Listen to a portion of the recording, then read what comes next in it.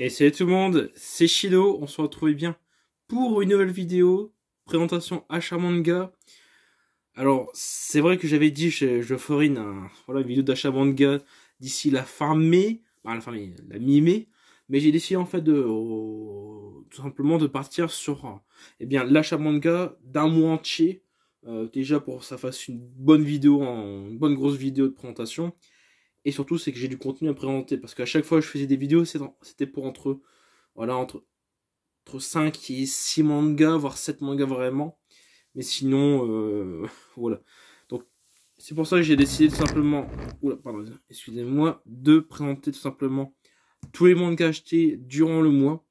Alors, comme vous voyez ici, juste là-bas, il n'y a plus de manga dans cette étagère-là. Bon, en fait, il est encore en haut, mais il n'y en a plus du tout en dessous. C'est normal, j'ai revu un peu une de mes étagères du dessous que je n'utilisais pas pour les mangas.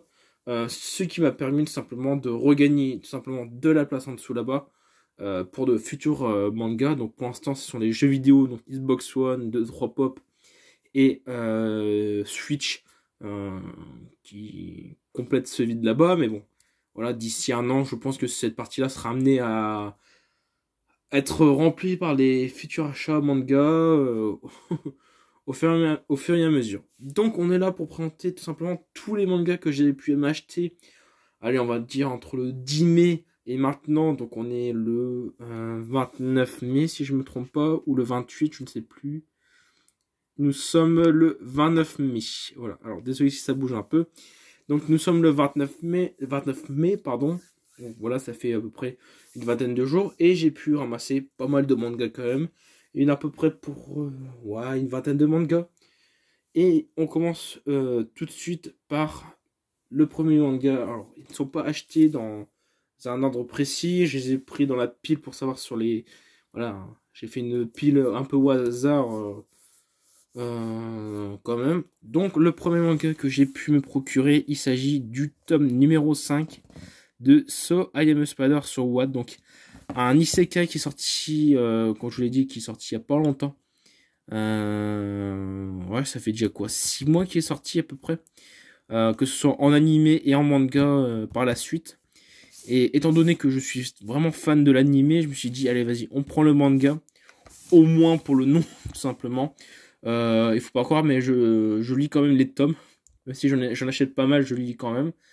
Peut-être pas tous en même temps, mais voilà, c'est lu en temps et en or. Et franchement, voilà, le So I Am Spider, c'est peut-être l'une de mes séries préférées de ce fin 2020.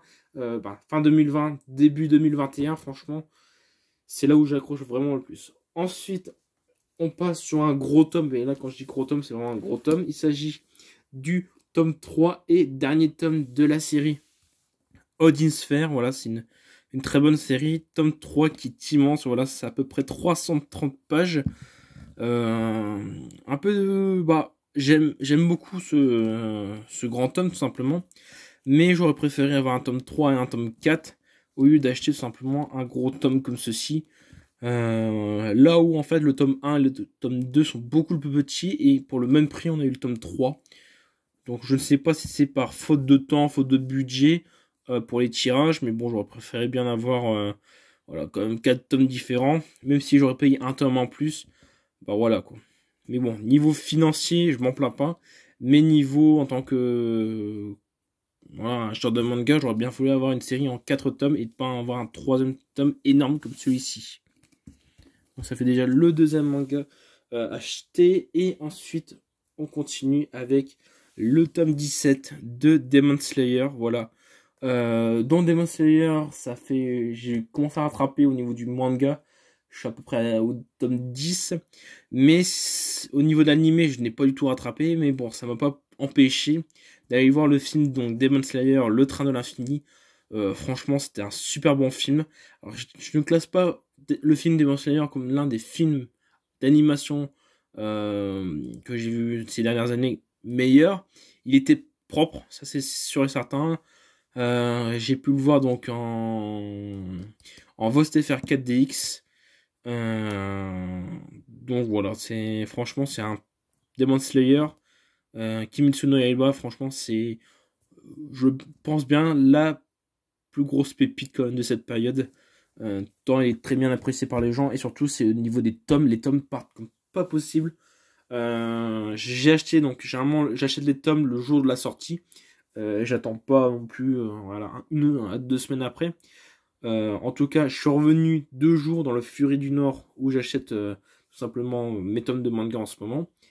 Et pas pas la plus grande surprise, il n'y avait plus de tome 17, alors que ça fait seulement 2 jours qu'il était sorti. Alors je sais bien que Demon Slayer a pris vraiment de l'ampleur quand même depuis ces derniers mois, surtout avec le film qui est arrivé. Bon, voilà, Demon Slayer, ça a pris une proportion énorme. Même moi, je n'étais pas accroché à Demon Slayer au début.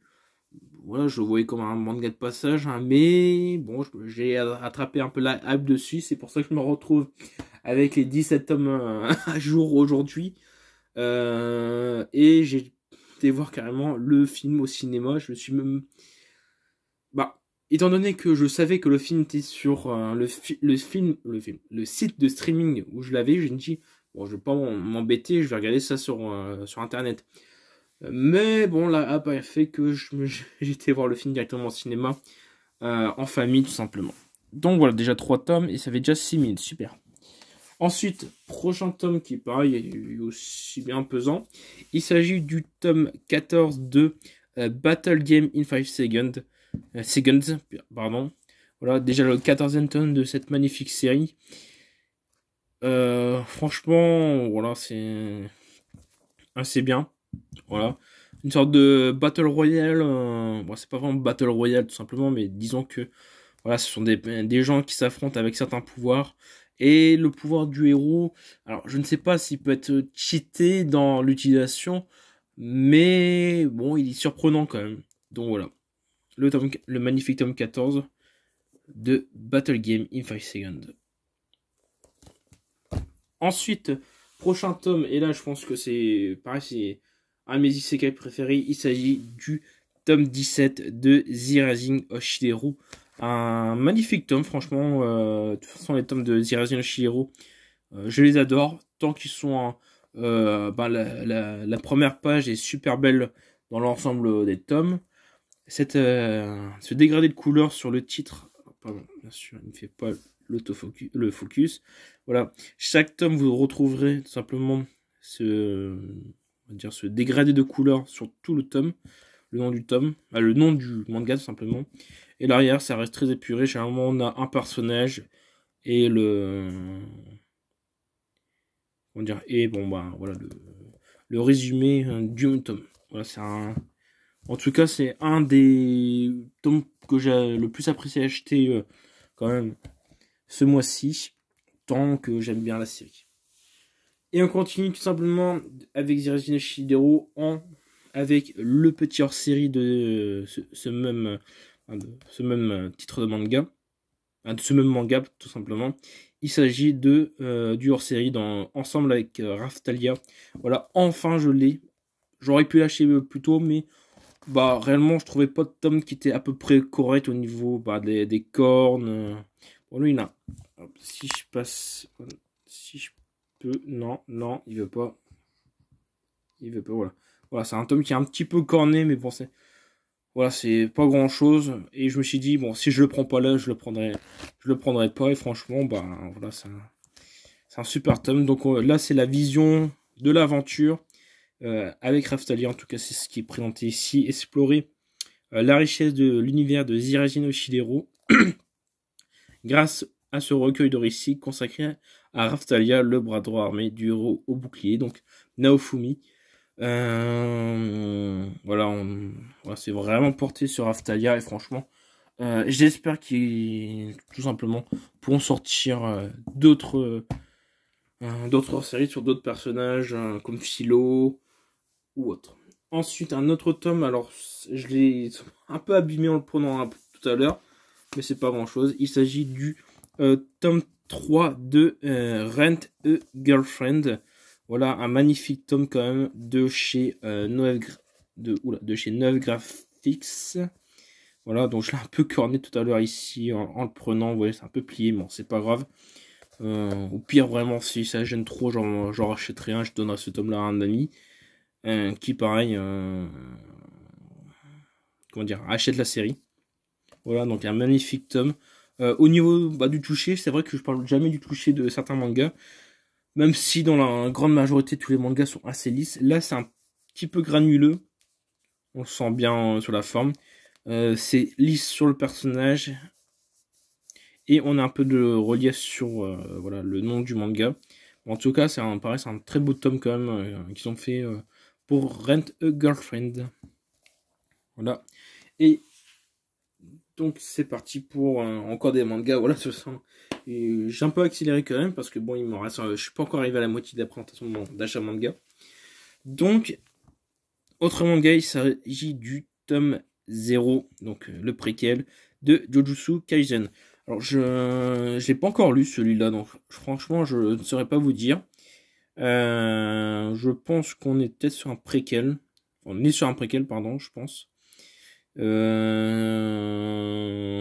donc je le dirai, puis je vous en dirai quoi. Je pense bien.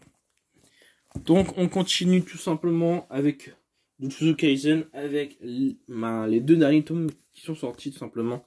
Il s'agit du tome numéro 7 de Jujutsu Kaisen et du tome numéro 8. Donc voilà, les deux derniers qui me manquaient pour l'instant pour être à jour sur ce manga. Pareil, toujours de très bonnes illustrations sur ce manga. Voilà, et surtout c'est que bon, ouais, il est franchement, il est bien compact. Comment dire, bien compact, c'est vrai. Comment dire, l'épaisseur du manga me plaît bien et franchement, bon voilà, Jujutsu Kaisen c'est un peu comme Demon Slayer. Voilà, c'est un peu la petite étoile montante tout simplement de cette période-là. En tout cas, je vois vraiment Jujutsu Kaisen et Demon Slayer comme vraiment les nouveaux mangas animés en ce moment qui vraiment tirent un peu du lot par rapport aux autres qui sont sortis à peu près dans la même période. Ensuite, un autre manga, bon, un peu particulier quand même. Bon, particulier, c'est quand même un peu grand. Oui, il s'agit de 008 ou 008 Apprenti Espion. Donc voilà, je pense qu'on a reconnu un peu le 007 de James Bond. Voilà, donc un petit manga quand même assez olé olé. De toute façon, on peut le voir. On peut le voir à l'illustration de la première page. Alors, je l'ai acheté pour le fun, tout simplement. J'étais avec un ami, je me suis dit, allez, vas-y, j'achète ça, on verra ce que ça peut, ce que ça en est.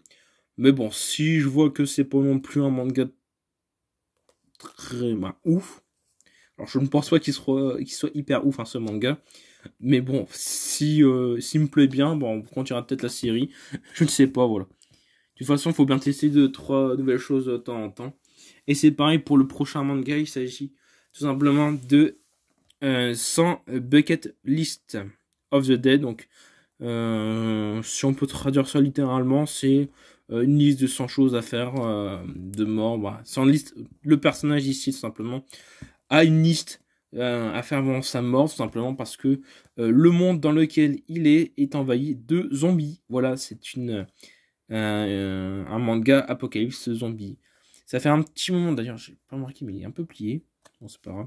Ça fait un petit moment que je n'ai pas pris de tout ce qui est apocalypse. Et ce manga, franchement, bon, voilà. Il a l'air très fun, en tout cas, il est très ressentant par sa couleur rose. Donc on verra bien ce qui donne vraiment de bon à lire.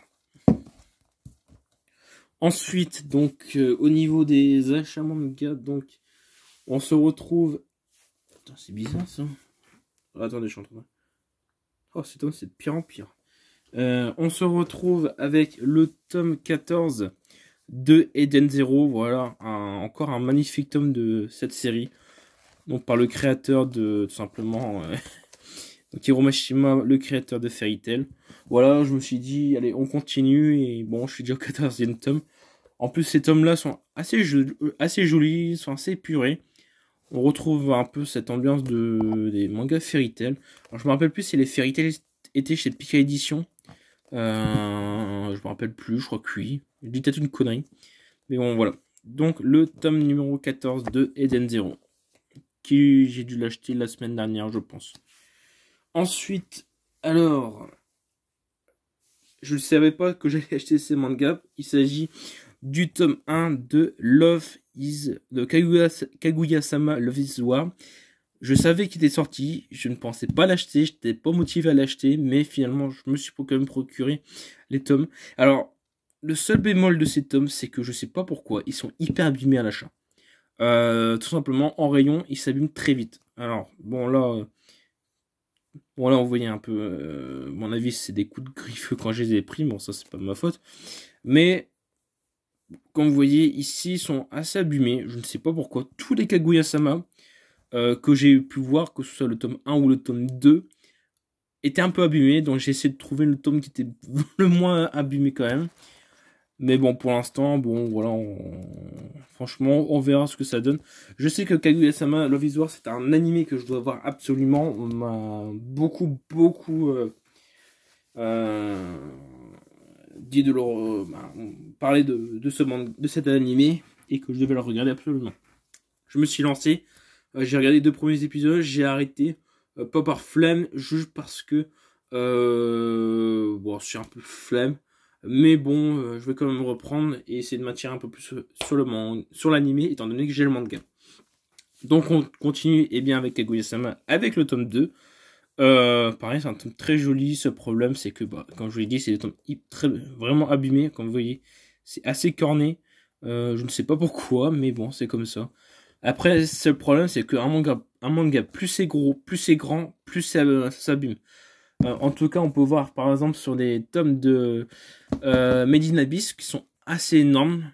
Les tomes sont pas en bon état non plus. C'est pour ça que j'hésite encore à prendre Made in Abyss. J'ai le premier tome, même dans ma mangatech où bon, vous voyez que les mangas sont quand même assez. Voilà, j'y touche pas non plus beaucoup à tous les mangas. Donc franchement, ils sont plutôt en très bon état pour certains. Là, je sais pas pourquoi, c'est abîmé, donc voilà. Et on continue, donc, Kaguya-sama Love is War avec le tome 3, donc le dernier tome qui est sorti. Un peu moins abîmé que les tomes 1 et 2. Bon, c'est normal, il vient de sortir, mais pareil, c'était des tomes qui étaient quand même un peu abîmés. Mais bon, voilà, j'ai essayé de prendre le moins abîmé de la liste. Par contre, le tome 3, je le trouve vachement joli. Alors je crois que je suis un peu abonné au rose parce que je trouve vraiment le tome de Sambaget List of the Dead vachement beau. Donc je pense que le rose parmi les mangas c'est quand même quelque chose que je trouve super joli. C'est bizarre, c'est comme ça. Bon, voilà. Alors, vous remarquez pas, mais bon, la liste elle s'agrandit. On continue parce que il y a presque 20 minutes de présentation.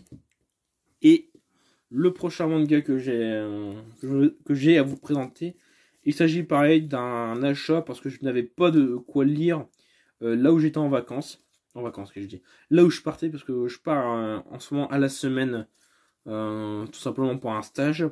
Il s'agit de les 2 premiers tomes de Grim Reaper. Voilà, deux tomes assez jolis qui touchent simplement, je crois que c'est plutôt c'est fantasy.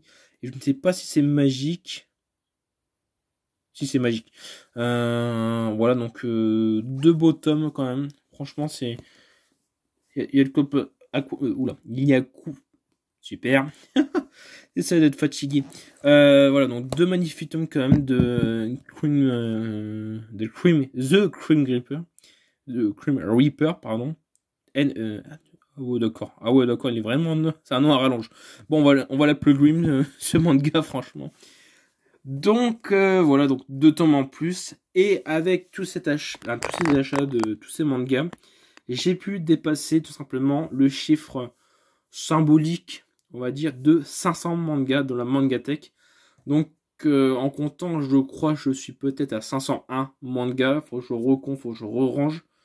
Mais sinon, voilà tous les mangas que j'ai pu me procurer pour cette grosse partie du mois de mai. Donc voilà, si on fait un gros résumé, les 3 premiers tomes de Love is War. Donc pour l'instant, Love is War c'est à jour. Rising Girlfriend c'est à jour. Donc le hors-série de Zero Shinero, le tome 17 donc à jour de la même série. Le tome 14 de Battle Game in 5 Seconds à jour. Demon Slayer c'est à jour aussi. Odin Sphere c'est à jour. Ça c'est à jour. Jujutsu Kaisen c'est à jour. Ça ce sont donc ces 3 là. C'est 4. Ouais. Ces trois-là sont juste des mangas pour voir de quoi ça a l'air. Et je ne sais pas si je vais les continuer quand même. Et le tome à jour de Eden Zero. Donc pour l'instant, je pense qu'au niveau tome à jour, pour mes séries principales, je pense que c'est quand même déjà bien avancé. Je crois que le mois prochain, il y a le tome 9 de Quintessence Quintuplé. Le tome 14 peut-être de Mushoku Tensei. Mais bon, il faut que je revoie quand même. En tout cas, bon, ça commence à faire pas mal de mangas dans la Mangatech. En tout cas, j'espère que cette présentation achat manga vous aura plu. Moi, c'est toujours un plaisir de vous avoir voilà, en vidéo. Et vous êtes comme 2-3 à poser des commentaires quand même. On répond, on échange. Et j'espère quand même voilà, faire grandir la chaîne avec les présentations manga. Bon, j'espère que cette vidéo vous aura plu. On se retrouve très vite pour une prochaine vidéo. Allez, bye tout le monde!